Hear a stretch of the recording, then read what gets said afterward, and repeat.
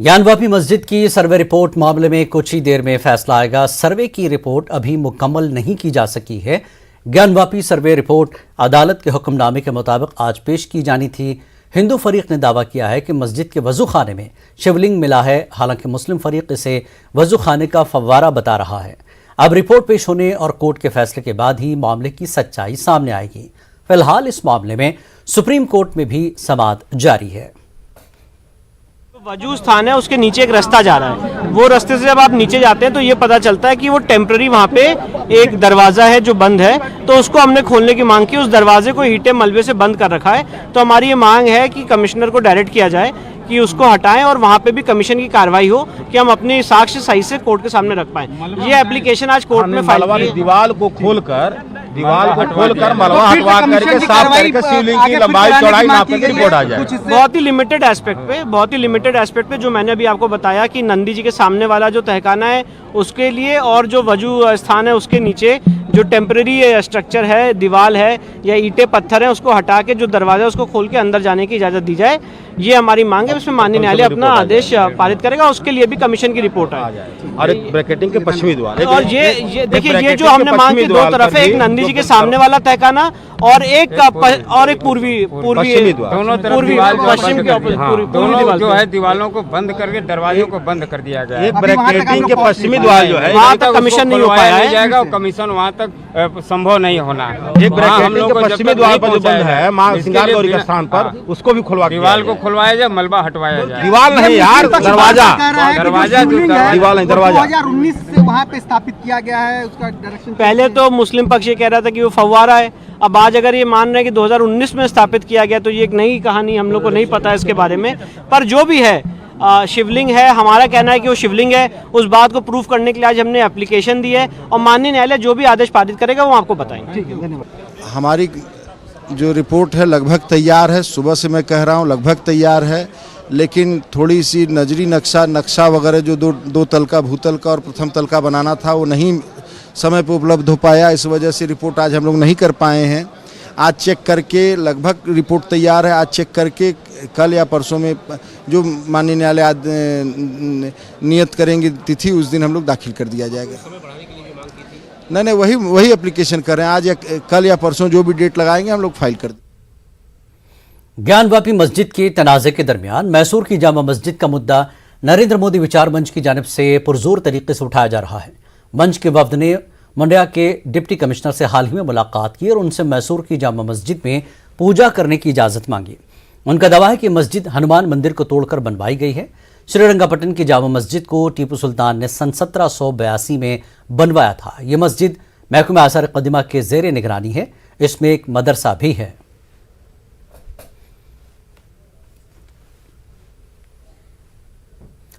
ज्ञानवापी मस्जिद के बाद कर्नाटक की तारीखी मस्जिद आला के सिलसिले में तनाज़ा पैदा करने की कोशिश की जा रही है।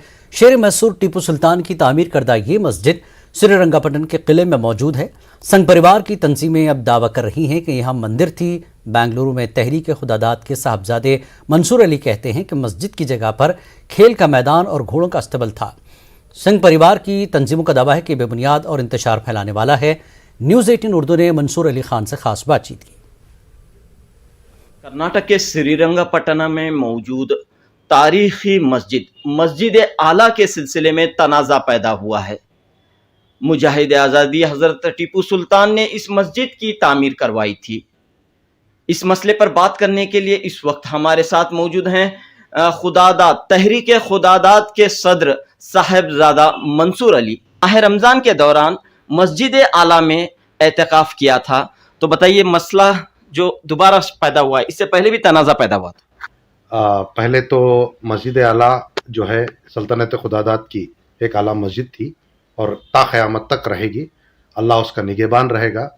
हर मोमिन मुसलमान का फ़र्ज़ है वहाँ पर मुसल्ली बनकर इबादत होती रहेगी।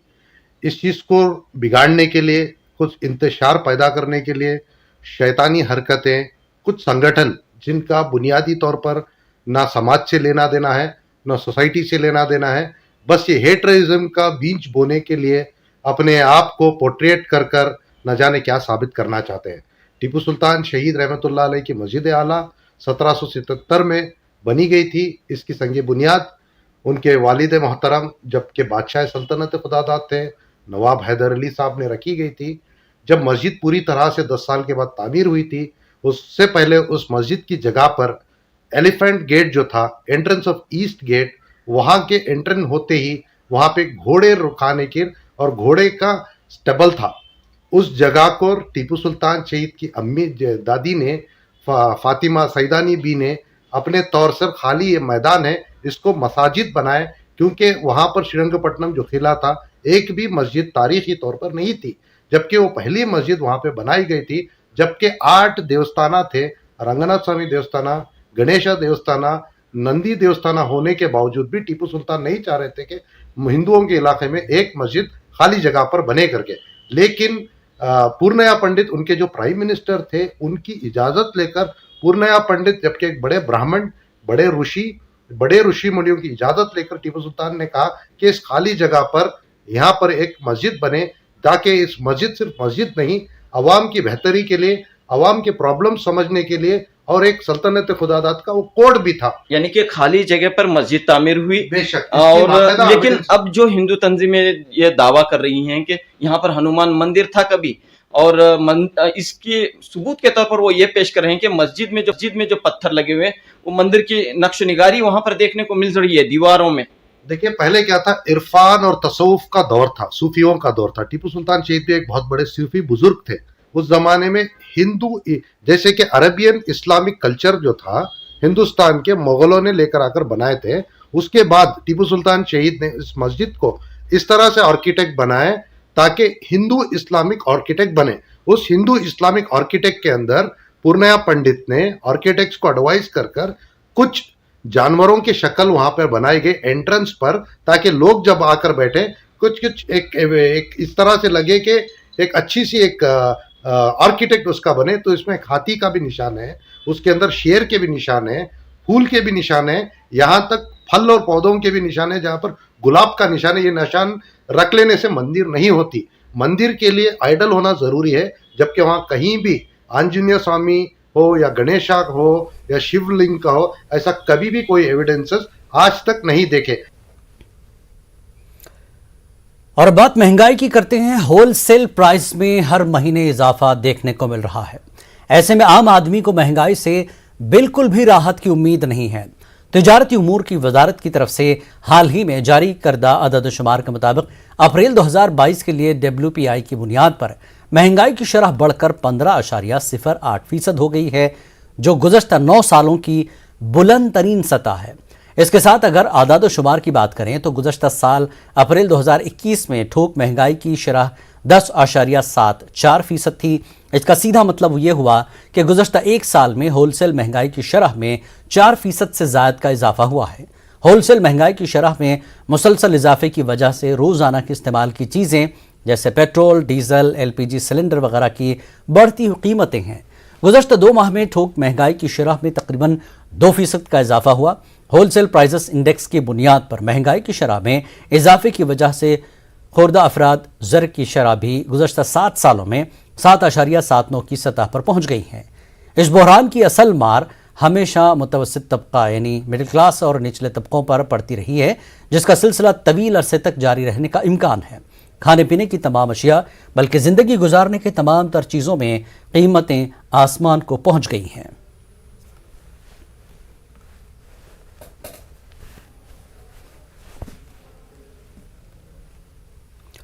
आजम खान मामले पर सुप्रीम कोर्ट में उत्तर प्रदेश हुकूमत ने हलफनामा दाखिल कर दिया है। हलफनामे में कहा गया है कि हुकूमत आजम खान की अदालत तहवील की मांग कर रही है, जबकि आजम खान जमानत की मांग कर रहे हैं।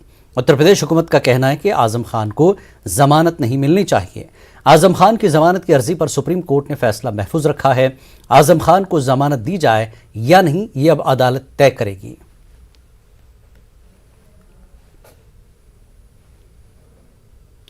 CBI के छापों के मामले पर पी चिदम्बरम का रद्दमल सामने आया है। चिदम्बरम ने कहा कि CBI टीम को कुछ नहीं मिला है और उन्होंने कोई भी चीज़ जब्त नहीं की है। उन्होंने कहा कि तलाशी कार्रवाई का वक्त दिलचस्प है। CBI ने पी चिदम्बरम के बेटे कार्ति चिदम्बरम के दिल्ली और चेन्नई ठिकानों पर छापे मारे हैं। कार्ति पर पैसे लेकर चीनी बाशिंदों को गलत तरीके से वीज़ा जारी करवाने का इल्ज़ाम है।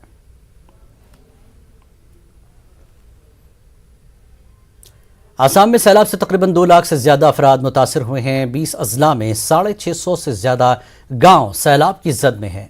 कछार और हुजाली में सैलाब से सबसे ज्यादा तबाही हुई है। आसाम स्टेट डिजास्टर मैनेजमेंट के जरिए जारी करदा बुलेटिन के मुताबिक 7 जिलों में 58 रिलीफ कैंप कायम किए गए हैं। इनमें 33,000 अफराद पनाह लिए हुए हैं। मुतासरा इलाकों में राहत कार्य जारी है। कई अहम शाहराहें बह गई हैं। पुलों को नुकसान पहुंचा है।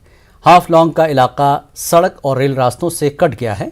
New half long railway station जेर आब आ गया है। कई ट्रेनें मनसूख कर दी गई हैं।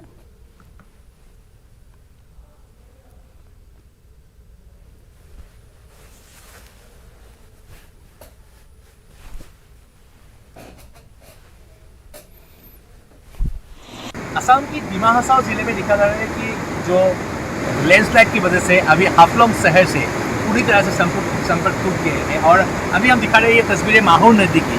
माहौर नदी में दिखा जा रहा है अभी भी बहुत ज़्यादा कारण दिखा जा रहा है और यहाँ पे बहुत लैंडस्लाइड हो रहे हैं और जो हाईवे भी ब्लॉक हो गए हैं क्योंकि जगह जगह लैंडस्लाइड हो रहा है। और जो यहाँ के जो लोग हैं, लोगों को बड़ी तादाद में अभी दिखा जा रहा है कि जो राहत की जो सामग्री है वो पहुँचाने की कोशिश कर रहे हैं जो एडमिनिस्ट्रेशन, लेकिन फिर भी समस्या है क्योंकि सारा रोड बंद हो गए हैं। जो तानेल है, तानेल पूरी तरह से बंद हुए हैं।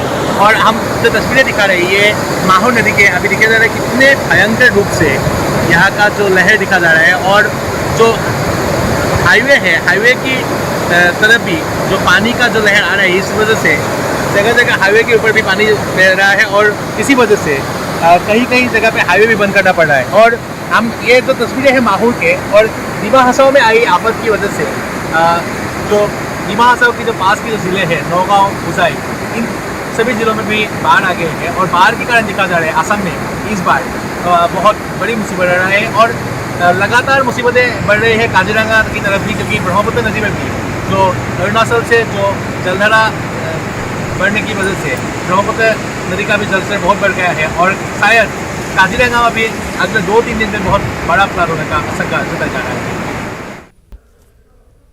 खबरनामे में एक बार फिर आपका इस्तकबाल है। कर्नाटक के कोडागु में बजरंग दल के सालाना तकरीब के मौके पर कारकुनों को हथियार चलाने की ट्रेनिंग देने का मामला रोशनी में आया है। इस हवाले से सोशल मीडिया पर तस्वीरें वायरल हो रही हैं। जराये के मुताबिक इस कैंप में एयरगन चलाने की तरबियत दी गई है और त्रिशूल भी कारकुनों में तकसीम किया गया। पुलिस इस ताल्लुक से मालूमात इकट्ठा कर रही है। पुलिस के मुताबिक ये कैंप 5 से 11 मई के बीच साई शंकर एजुकेशनल इंस्टीट्यूट में मुनक्किद हुआ था। इस कैंप में 116 कारकुनों ने हिस्सा लिया था।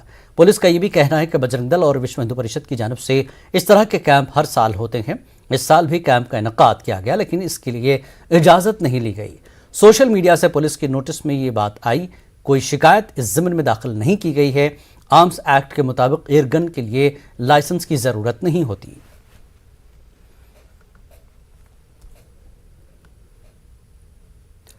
भोपाल में पानी की किल्लत होने से आवाम परेशान है। म्यूनिसिपल कॉरपोरेशन के जरिए कोलार पाइपलाइन की मरम्मत होने के सबब 60 घंटे में पानी की सप्लाई को यकीनी बनाने का ऐलान किया गया था, लेकिन 90 घंटे होने के बाद भी पानी की सप्लाई को यकीनी नहीं बनाया जा सका है।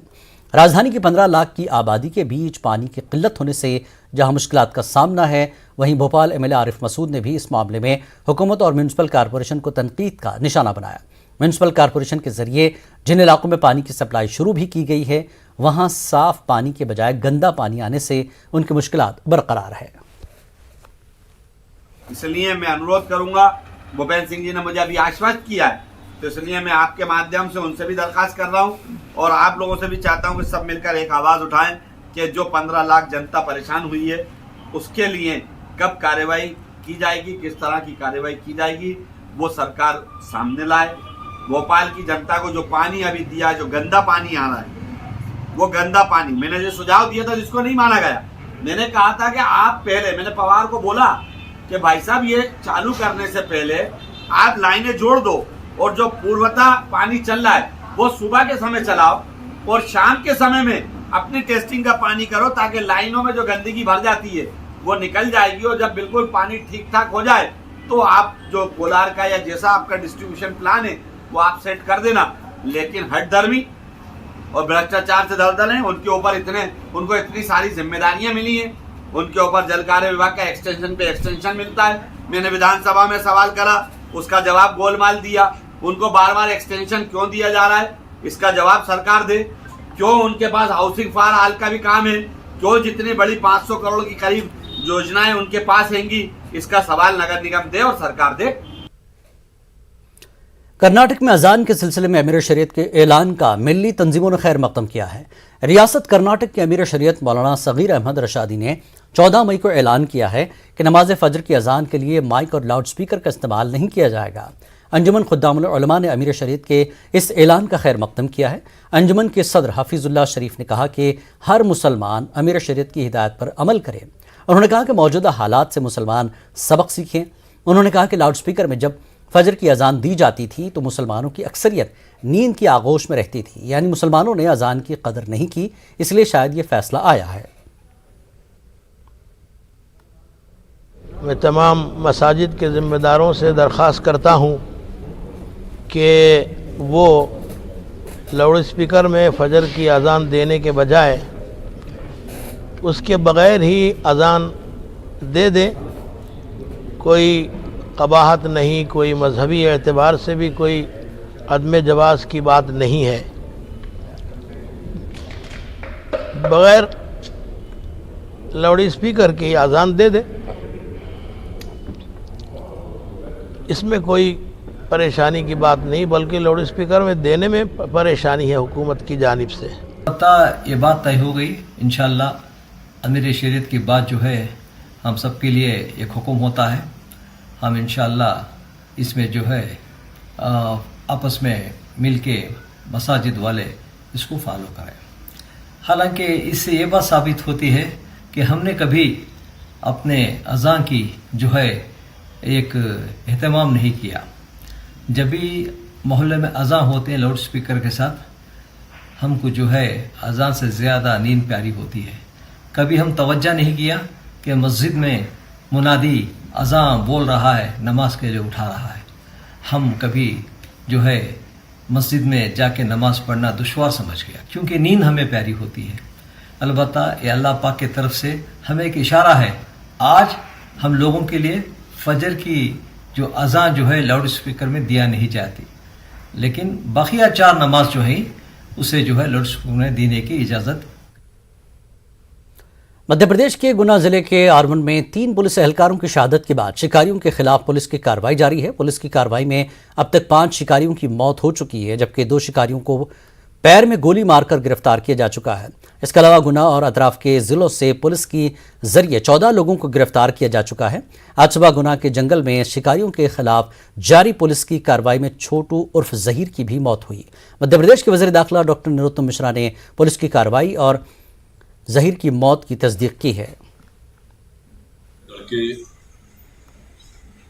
गुना के जंगलों में एक धर्मावदा भड़ोली मार्ग है,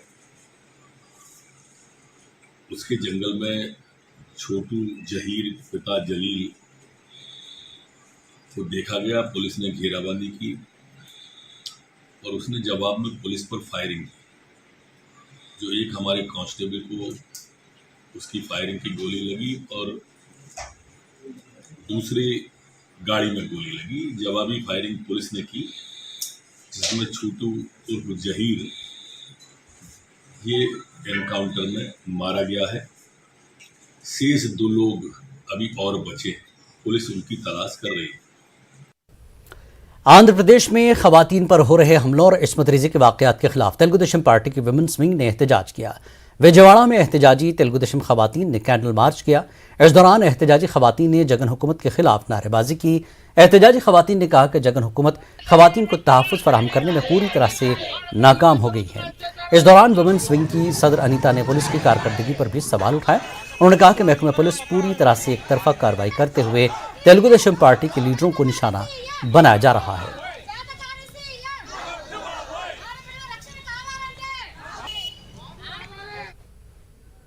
आंध्र प्रदेश करनूल जिला कांग्रेस कमेटी के सदर की हैसियत से अहमद अली खान ने इस्तीफा दे दिया है।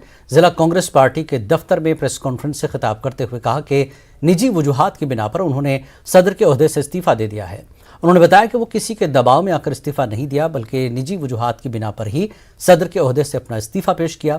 बावसूख ज़राए के मुताबिक अहमद अली खान बहुत जल्द तेलुगु देशम पार्टी में शामिल होने वाले हैं।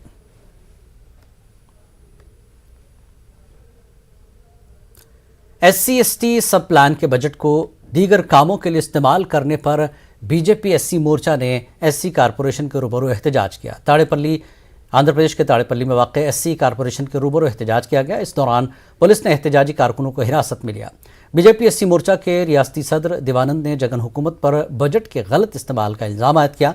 उन्होंने कहा कि वज़ीर आला जगन मोहन रेड्डी कमज़ोर तबक़ात की फलाह बहबूद के लिए संजीदा नहीं है। इस दौरान एहतजाजी SC मोर्चा के कारकुनों ने वज़ीर आला जगन मोहन रेड्डी के खिलाफ नारेबाजी की।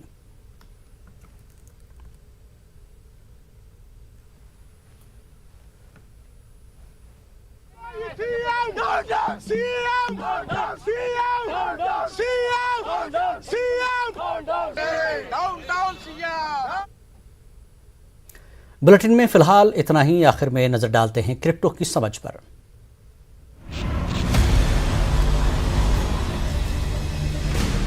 ZPay and News 18 Network present crypto की समझ। हेलो और welcome to ZPay news 18 present crypto की समझ के इस एपिसोड में मैं आपके साथ रंजना रावत। पिछले एपिसोड में हमने आपको अल्टकॉइन सीजन के बारे में बताया था। इस हफ्ते हम जानेंगे कि 3 ऐसे इंडिकेटर्स के बारे में जिनसे अपकमिंग अल्टकॉइन सीजन का पता चलता है। क्योंकि क्रिप्टो करेंसी वोलेटाइल नेचर के होते हैं, इसलिए कोई परफेक्ट इंडिकेटर तो नहीं है जो अपकमिंग अल्टकॉइन सीजन का संकेत दे सके, लेकिन कुछ इंडिकेटर्स हैं जो आने वाले अल्टकॉइन सीजन के कुछ संकेत दे सकते हैं। जब बिटकॉइन बुलिश हो जाए तो नए इन्वेस्टर्स ज्यादा प्राइस की वजह से उसे अफोर्ड नहीं कर पाते हैं और ऐसे में उनका रुझान अल्टकॉइन की तरफ बढ़ता है। बिटकॉइन के अलावा भी लार्ज मार्केट कैप वाले पॉपुलर क्रिप्टो करेंसी हैं जो BNB और एथर यानी कि ETH जैसे अल्टकॉइन के प्राइस बढ़ते हैं, तो इसका फायदा दूसरे अल्टकॉइन्स को भी मिलता है। ये वैसे ही है जैसे इन्वेस्टर्स बिटकॉइन से अपना फंड किसी दूसरे पोटेंशियल प्रॉफिटेबल अल्टकॉइन इन्वेस्टमेंट्स में मूव करें। ब्लॉकचेन ट्रेंड्स एक स्ट्रॉन्ग फैक्टर है जो किसी खास अल्टकॉइन की परफॉर्मेंस को इफेक्ट करते हैं। जैसे 2020 में डेफी ट्रेंड में था, जिसकी वजह से डेफी अल्टकॉइन ने अच्छा परफॉर्म किया। मेटावर्स ट्रेंड की वजह से भी अल्टकॉइन को फायदा हुआ, क्योंकि मेटावर्स को एक्सेस करने के लिए अल्टकॉइन जरूरी है। इन तमाम इंडिकेटर्स के बावजूद ये कह पाना मुश्किल है कि अल्टकॉइन खरीदने का सही समय क्या है। ऐसे में इसलिए क्योंकि क्रिप्टो मार्केट बहुत वोलेटाइल है। ऐसे में निवेश करने से पहले डू योर ऑन रिसर्च, समझे कि अल्टकॉइन सीजन कब से शुरू हो रहा है और ZPay से अल्टकॉइन खरीदे। आज के लिए बस इतना ही। Take care.